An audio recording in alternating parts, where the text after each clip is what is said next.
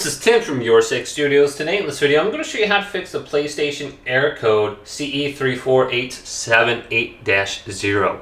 So this is more like a general error code, so there could be a couple different fixes for this, but let's go to settings right here. Going down to account management. And then we want to make sure we restore the licenses on our PlayStation 4. So if you become unable to use content you downloaded from the PlayStation Store, you might want to go ahead and just try restoring the licenses right here. Then also activate your PS4 as primary if you haven't already. This will also share your games in PlayStation Plus with every other account on your PlayStation, and also allow you to play offline. Now we can go back under this menu, go down to devices, and go to PlayStation Camera.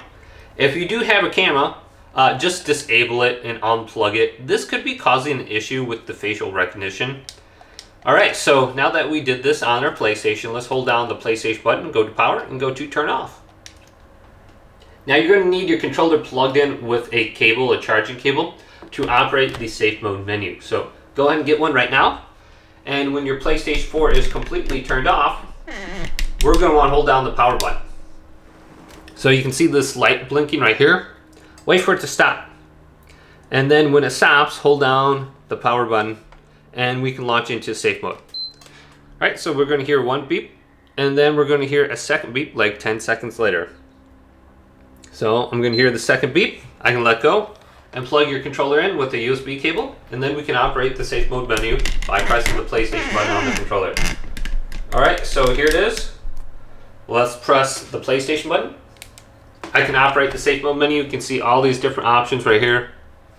First, let's go down to option number 3. And then go to option number 3 under here, update using internet. And then just download a new copy of the operating system onto your PlayStation 4. And you can see I'm on version 12.52. I can go to next and it will download. So that could be causing an issue right there.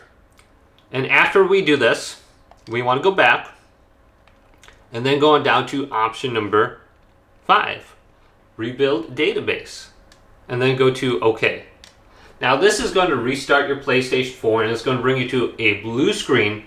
That's going to give you an estimated amount of time of how long this is going to take. Now on the last screen it said it's going to take a few hours, but my experience only takes like 30 seconds. And if you have any kind of corrupted game data or anything like that, this should go ahead and fix it. So you definitely want to go ahead and try this out.